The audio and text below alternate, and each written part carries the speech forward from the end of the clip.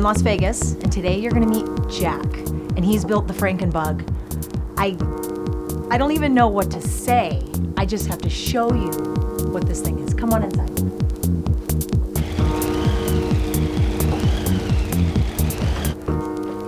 Jack. Hey. What's up? How are you doing? Always good. Well, I'm trying to wrap my head around the Frankenbug because it totally doesn't make any sense. You're like crazy up here, aren't you? Yeah, it's the result of a demented mind having tools. Before we talk about your Frankenbug, I want everybody to understand something about Jack. His daily driver is a gasser. Yeah? You drive around Vegas in a freaking the Blowfish. You're crazy. Yeah, and that's my other daily driver. It just doesn't get as much attention because I got a new toy. So this is a 1965 Volkswagen Beetle, Sort of. registered as. A 65 Beetle. That's right. But you've got a 504 blown big block. And it's like drag tires. Who does this, man? Well, my whole life, I had thought about a 1960 top fuel dragster with the Topolino body on it, only for the street. So it had to be wider. And the problem was those bodies are about $10,000 if you can find one. Mm-hmm. So I thought a VW, if I cut it up and chop it and do a bunch of stuff to it, could kind of get that same look. And I'd started watching Street Outlaws and I wanted to compete again. And I ran it for 2 years in what was our top 10 fastest program. And I think I was number 6 on the list both years. I don't even know where to start, but I'd like to go just straight to that. Your engine is just mind-blowing, and it's the first thing, I don't know. Just tell me about your engine, your blown big block. This is actually the third motor. The first motor was a small block. It wasn't near fast enough. So the second motor was a 454 that was blown and wasted the crankshaft. So I decided, some's good, more's better, too much is just right, that it had to go back together a little bigger. So this one is a 504 with a SCAT stroker kit in it. And we decided up a half a point in compression. So we went from 8 to 1 to 8.5 to 1, static. And decided for the intercooler and figured we'd get a little more power. Unfortunately, this one probably ended up a little too much. Don't even think about turning the nitrous on. I mean, it's probably about 1,100 horsepower now at the motor, and it just blows the tires off. So wait, your 1,100 horsepower is without your nitrous? Without the nitrous. And I can, if there's enough gas stations, I can drive it to New York. Well, 100% reliable. Just got to have a gas station every 50 miles. How big is your tank? 13 gallons. So you're getting like 3 miles the gallon. Yeah. Well, good thing gas prices are going up. Yeah. You had a very successful real estate career in Las Vegas, and this is your retirement. This is how you're spending your time. I retired 12 years ago and decided I needed new toys. So had to build something. You grew up here in Las Vegas. Lindell Road was named, your dad built that street, right? Well, my dad developed kind of the southwest end of Las Vegas. So when I was like yay big or something, Charleston Boulevard was a gravel road that ended at Arville. Very few people were here back then and remember or were part of the original development of the west side of Las Vegas. That's super cool and historical, actually. Very When very I was cool. born here, there was 15,000 people in the whole valley. Wow. Talk to me a little bit more about some of the specs on your engine here and why you went with everything that you chose. Well, the blower is a 871, hard anodized, just live forever blower. I can run a low static compression and I can run low RPM. So my horsepower is going to be made well below 6,000 RPM. That's what gives it longevity. That's why you can drive it around. The carburetors on it were 850 double pumpers that we modified and flowed and machined the air horns off, and so they flow about 920 CFM each. There is 120 horse of nitrous underneath it, which is what all the lines are for. And part of the design was for it to be able to run on the street, run cool. So I spent a bunch of money having Ron Davis redo the radiator. The actual filters that come with the scoop flow 450 CFM each. Well, now I've got 920 CFM a carburetor. So that's serious problem. Right. So It's then choking it. It needs to breathe. fabricated this filter on the front. It will flow around, I think it was 1450 CFM. So still not enough, but way more for driving around on the street. Then when you go to the track, you take the filter off. The front end, everything is designed like a Venturi in a carburetor. All of this is functional to keep it cool. The bigger the space that I can pull air from, the more air I've got to cool the radiator. And if I add a Venturi effect to it, I speed up the airflow and force more air through. I took 46 Chevy pickup truck headlights and just built stands, and I thought, well, that's about the right width for a camshaft to kind of hold up the shock braces. And You've got all these. it's just, What is this? Is this your That hood was- ornament? that was What a is piece this? of art I found at a car show. My taillights on this. I was up in Northern California, little tiny town, and I'm looking for rusty stuff. And I find this guy's got a crushed 36 Plymouth grill that's got these two headlight buckets attached to it.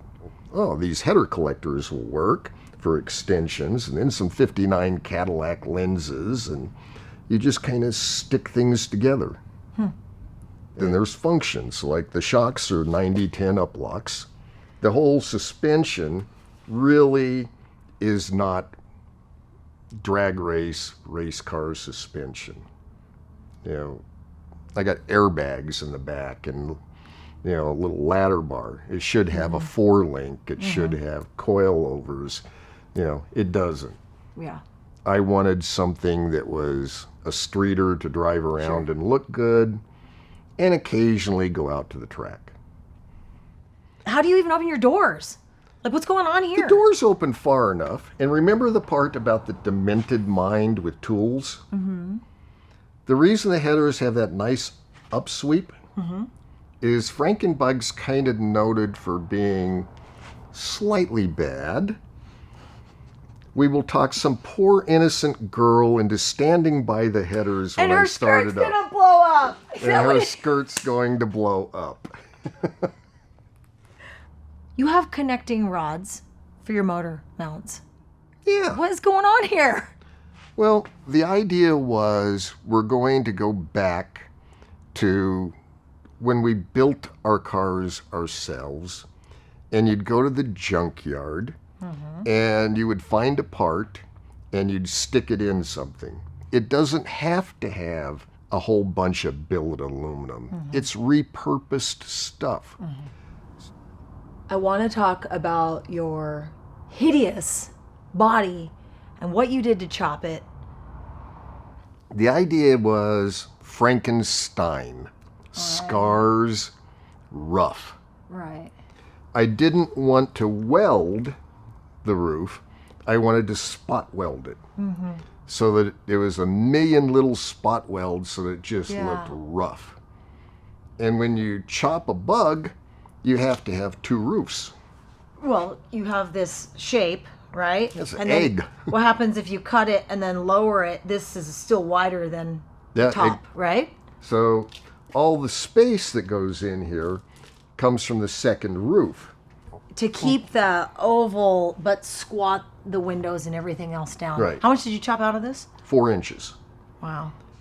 As rough as I could, grind it down, and you can kind of pick the color of rust you want. And it's in spray bottles, You spray it on and it just eats it. You don't need to worry about scratching it. You don't have to worry about scratching it. No. There was a guy, we're at a car show, and he picks up this piece of sidewalk, broken sidewalk, puts it over his head and goes, boom, into the car, right into the back. Why? And one of my friends that's there grabs him. What the hell are you doing? He says, my name is Frank. I hate my name. Every time I see my name, I just get mad. You're like, and so you threw the brick at the car? What? Nuts. I mean, we took our knee and went And you fixed it. and fixed it. Well, It added character. what is going on here? You got to have a place to fill the gas tank, and there's limited space in this little car, so I put the gas tank. Yeah, I could see In the your back. gas tank through your back window with a freaking filler tube right there and just, yeah. I don't, guess- I got a bad back. I don't like bending over to put the gas in. I guess that works. So it's like, Can we pull these pins and look at sure. what's going on back here? I got it. Don't worry.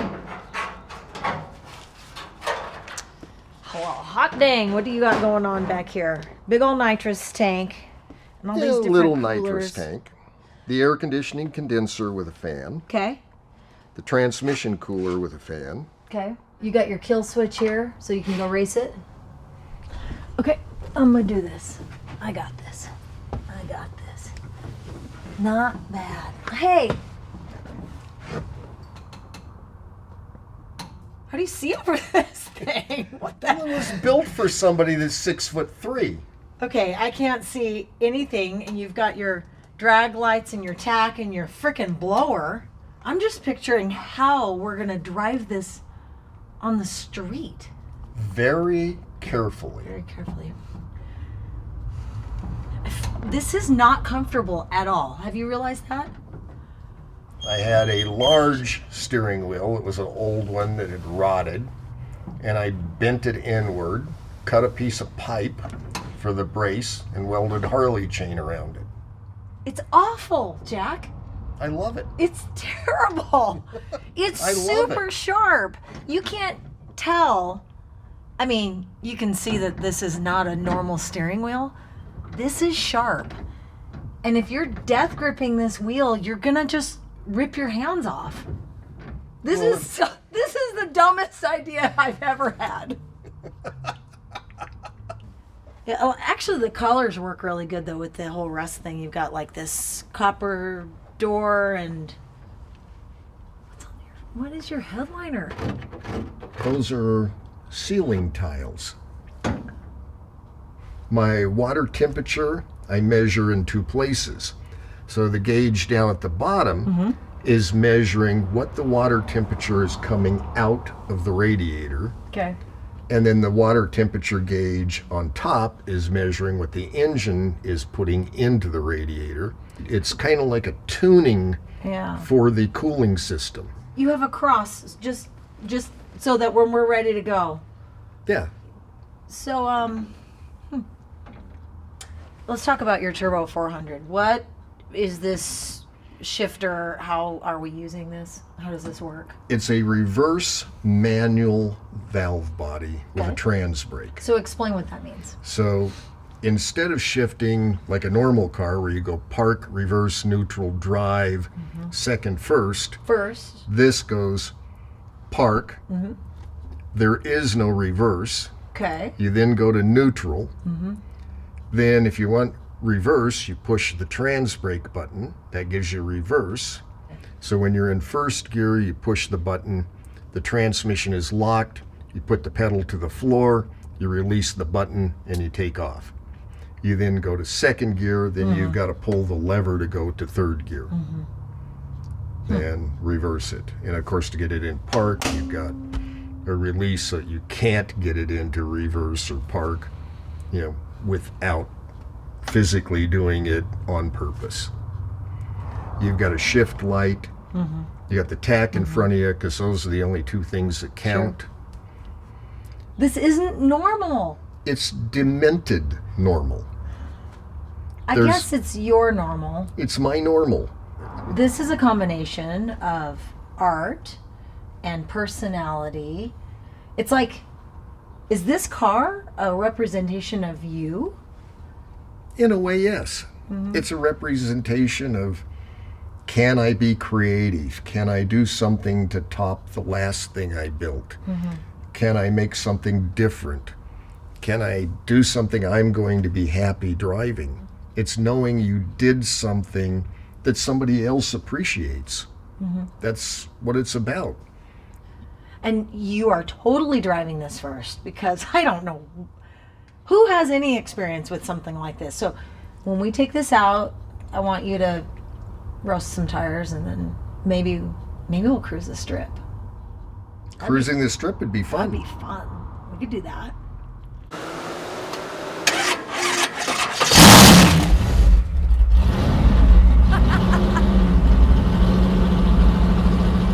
It's all you, Jack.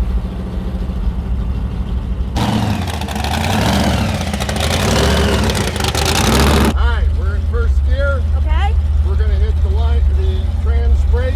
Okay? Bring up the RPM a little bit. Hang on. Okay?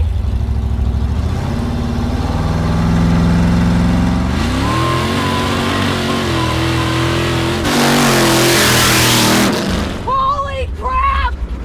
Jack! That is legit! Did we stall it? That is freaking legit! Yeah! Look at those people! We killed it! Oh my gosh! Oh, right on! Just took a second. You did it, Jack.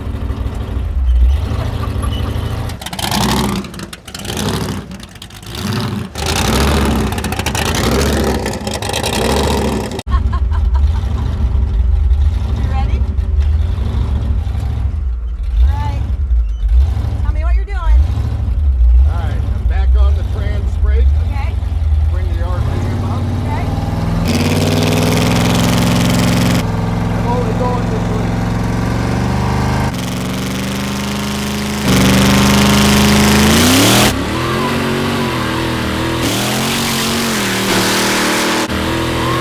Crap! That was badass. Wow.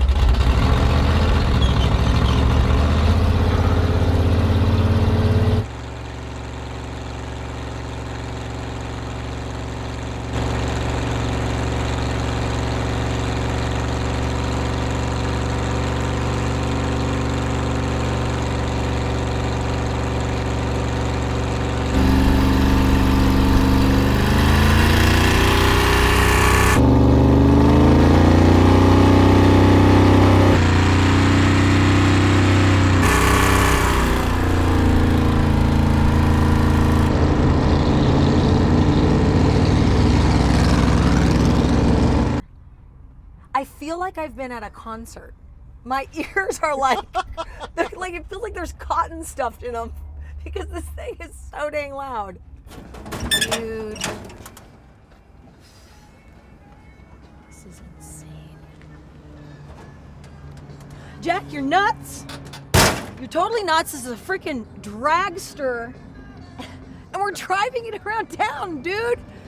This That's my what it's supposed to my do. ears are freaking ringing right That's now. why I can't hear. All right, so now I have to figure out how to start this thing. It's a little temperamental after you Okay. shut it down, right?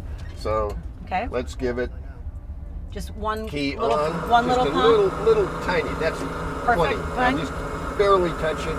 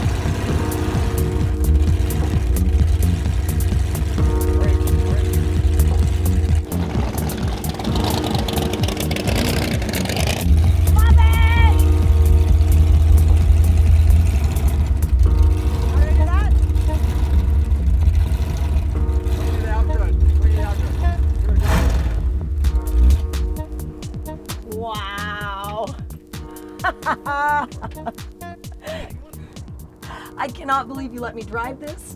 In 7 years, you've never sat passenger. You've never let anyone drive it. Thank you so much. Thank you.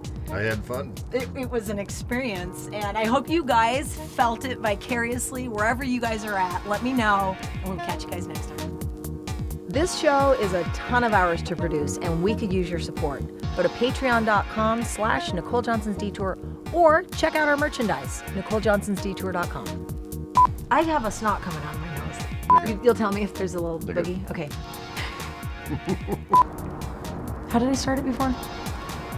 Dude, I have cute shoes every episode, and he always forgets to shoot them. Except yours are pretty rad, too. They're like, what is that? Ostrich? That's creepy. I did it! Oh, I broke a nail in the process. You want some? No, some lip gloss? No, I'll pass on the lip gloss. Sean Connery doesn't do lip gloss. We just lost field pressure. We might be done.